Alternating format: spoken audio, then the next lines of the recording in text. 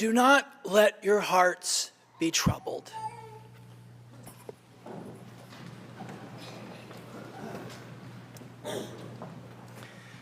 Last week was Earth Sunday here at Trinity Cathedral with a beautiful sermon from Ann Arthur.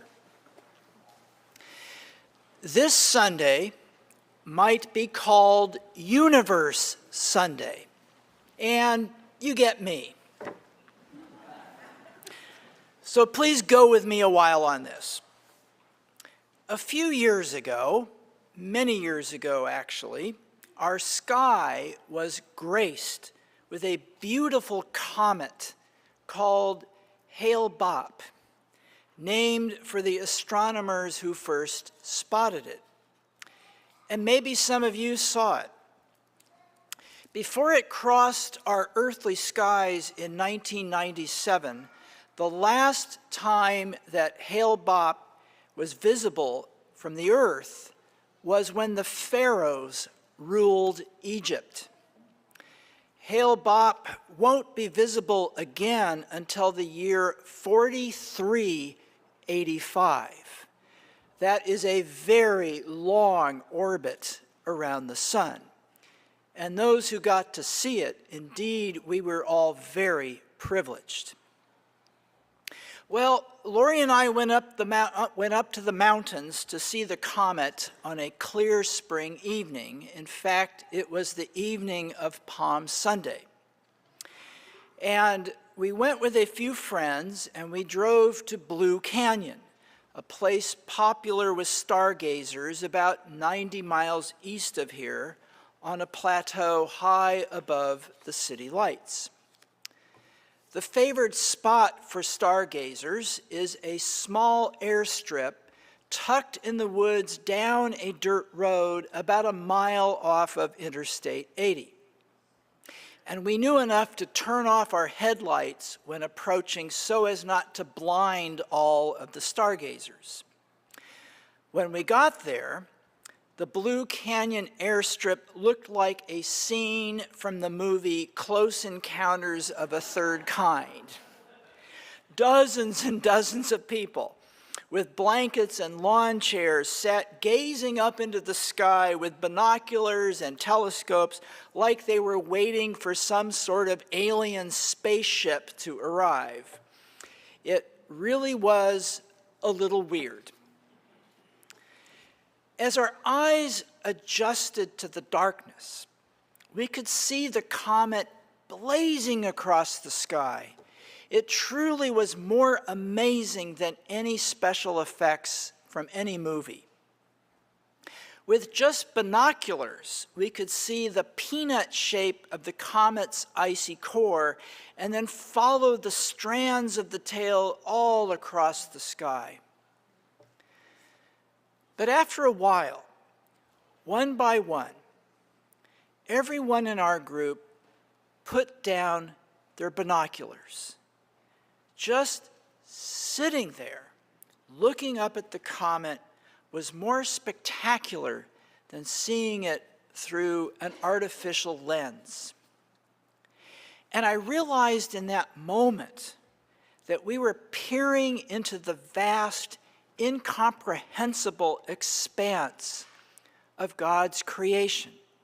And I knew to the depths of my soul I was standing at the very edge of eternity. Now and then, we get these moments reminding us that there is so much more beyond what we see now on this tiny speck of stardust where we live. We get these moments when we can sense eternity right in front of us. This was one of those moments for me. The very face of God is always in front of us, inside us, and all around us. Put down your binoculars, look up, look around. In today's gospel lesson, Jesus leads us to the very edge of eternity.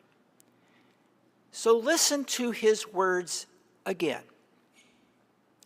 In my Father's house there are many dwelling places. If it were not so, would I have told you that I go to prepare a place for you? And if I go and prepare a place for you, I will come again, and I will take you to myself, so that where I am, there you may be also. Many dwelling places, many dwelling places, an unlimited number of dwelling places, an infinite number of dwelling places. These words from the Gospel of John are in his account of the Last Supper. And John's Gospel gives us details about the Last Supper we don't hear in the other Gospels. In John's Gospel, we hear Jesus washes the feet of his disciples.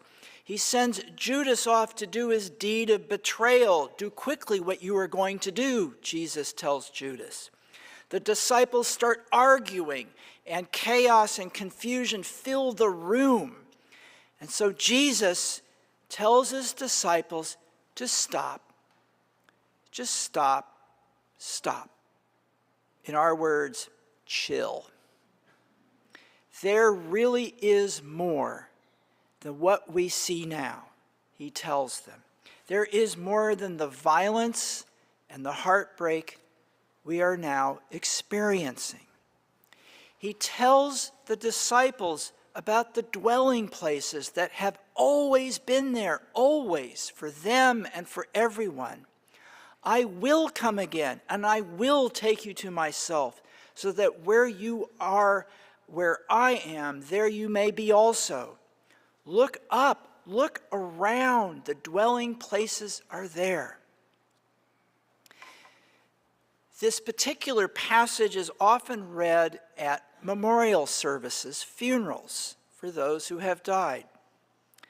And we read this at funerals to underline how Jesus shows us that there is more to life than death, that life is changed, not ended, and that life continues beyond the horizons where we cannot yet see. But I am also delighted that we get to hear this passage on a Sunday, this Sunday, in our regular worship, because this passage is also about our life now and the dwelling place where we now live. Jesus is telling us we are standing on the edge of eternity every single day, and we don't have to wait for the sweet by and by to experience the fullness of God's love and life bursting forth within us and all around us. The dwelling places of eternity are within us. Look up, look around. I also find this passage liberating on another level. It isn't just about us. It's not just us. When Jesus declares there are many dwelling places, he isn't limiting this to the people who are in the room at the Last Supper. He isn't limiting this to some perceived in-group. He isn't limiting this to people who adhere to a particular narrow dogma or even a particular religion. If you believe God is in me, believe in the work that I do, he says. And if you are doing the work of love and healing and peace, you are already in God's dwelling place. He is not placing limits on the dwelling places.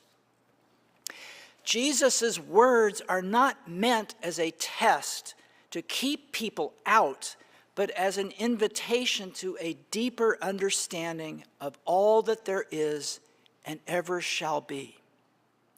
Our Creator can reach everyone in every time, in every place, in every language, in every culture, even in every religion. Why would we think God would be so limited otherwise? God did not create us to condemn us, but to heal us, all of us, without exception. Look up, look around. Please let me speak from my heart about something else today that is related. As we all know and need no reminding, but I will, our world is racked with hatred, brutality, violence, warfare. Our world is so out of whack right now. We are living in an epidemic of mass killings that seem to have no end. Only last week, near us in Davis, a man with a knife slashed and killed 2 people and left a woman who lived in a tent in critical condition. Among those killed was a beloved homeless man who was known as Compassion Guy for how he spread good cheer and love to all he encountered.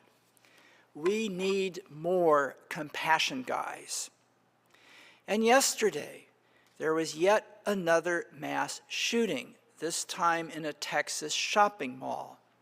Yet another. At least 9 people died and more were injured. There is so much heartbreak in our world these days. You can be forgiven if you are feeling a bit numb. But know this, I want to underline this. None of this, none of it, is about some grand divine scheme or something called God's plan. None of this is God's will. None of it. All of it is evil. All of it. And God weeps with us, and God prays that we will do better. And this I also do believe. Those who are gone from us are in a dwelling place of healing and love and wholeness, and we're the ones left with tears. And in these dwelling places where they are, the worst of ourselves, all that has ever harmed us, all that we have ever done to harm others, all of that is gone, wiped away with our tears. And the best of ourselves will be in these dwelling places, finding new life, love, and wholeness for all of eternity. God's healing will find each and every one of us. God's love is not earned. God's love is a gift, no strings attached. Look up, look around. So this week, my friends, take a moment to gaze into the night sky or walk in a garden or be with a friend or loved ones. Take time to be a little silent, to let the noise of the world subside, if only for a few moments. And look inside yourself for that dwelling place of love and healing. And when you do, you will be touching the edge of eternity, and you will find the dwelling place of God's love. Do not let your hearts be troubled. Look up, look around. Amen.